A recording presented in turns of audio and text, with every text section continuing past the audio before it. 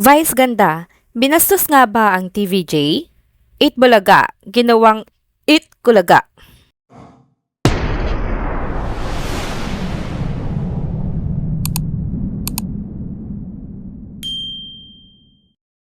Hello mga ka-trenders! Welcome back muli sa ating channel. Kung bago pa lamang kayo dito, huwag nang kalimutang mag-subscribe at i-hit na din ang notification bell para lagi kayong updated sa mga balitang trending at napapanahon. Nitong linggo lamang ay may naganap na biruan sa isang segment ng It's Showtime na especially for you. Ang nagbibiruan nga ay ang TV host na si Vice Ganda at Jong Hilario. Napag-usapan ng dalawang hosts kung saan nila sinelebrate ang anniversary nila Vice at Ayon. Natanong ni Jong kung saan sila nag-celebrate ng anniversary at sinagot naman ito ni Vice na sa EK daw. Pero hindi daw ito sa Enchanted Kingdom, kundi sa It Kulaga. Dagdag pa na biro ni Vice Ganda, pa-celebrate naman sa kabilang station at inulit-ulit binanggit ang pangalang It Kulaga. Medyo sensitibo nga ang usapin dahil sa paggamit ni Vice Ganda ng pangalang It Kulaga sa kanyang biro sa It's a Showtime. Bagamat biro lamang ito, may ilang taga-suporta ng It Bulaga na na-offend nga sa pagdawit ng pangalan ng kanilang programa sa paraang ganito. Maraming sa kanila ay nagpahayag ng kanilang saloobin sa social media at nagpakita ng kanilang pagkadismaya sa ginawang biro ni Vice Ganda. Hindi naman siguro intensyon ni Vice Ganda na bastusin ang Itbulaga, ngunit maaaring may mga tao talaga na maapektuhan ng kanyang tinuran. Ang mahalaga siguro ay maging maingat sa mga biro na ginagamit sa national TV, lalo na't may mga sensitibong issue o mga tao pa rin na maaapektuhan. May iba pa ngang mga supporters ng GMA at Showtime na nagkomento ng itkulelat daw kasunod nga ng pagbibiro na ito ni Vice Ganda.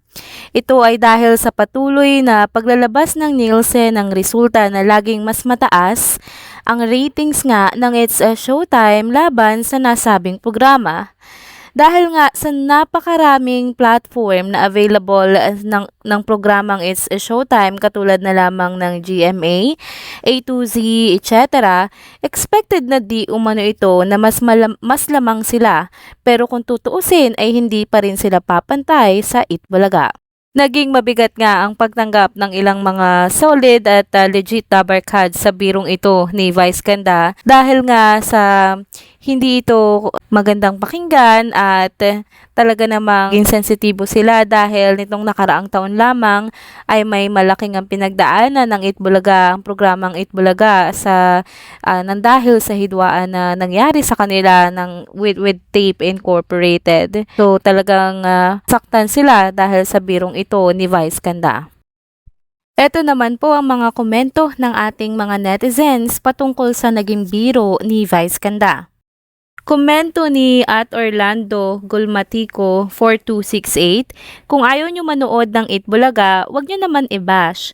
Basta't kami masayang masaya nanonood ng Itbulaga tuwing tanghali.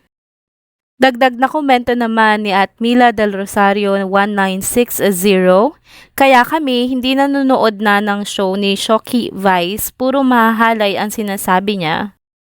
Sabi naman ni Avelina Soriano 9956, dapat wag nang pansinin si Vice kasi wala rin namang kwenta mga binibitawan niyang word. Kumbaga tatama naman yun sa kanya.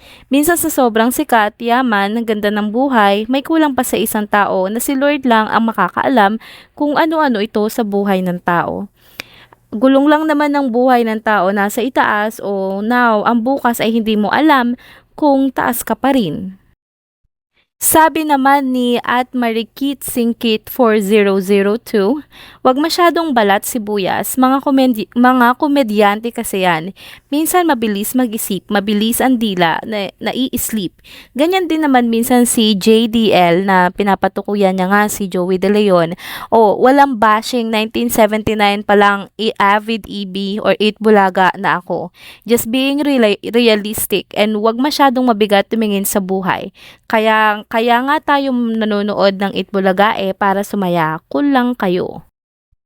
Kayo ba mga ka-trenders, ano sa tingin nyo? Intention ba talaga ni Vice Ganda na bastusin ang Itbulaga? Paalam nyo ng saloobin nyo, commenting down below. That is it mga ka-trenders, dito na po muna nagtatapos ang ating isa na namang trending video update. Salamat sa pagsama sa akin hanggang sa dulo ng video na ito. Bago kayo umalis, huwag din kalimutang mag-like, mag-subscribe at i-hit na ang bell notification para lagi kayong updated sa mga balitang trending at napapanahon. See you on my next one. Paalam!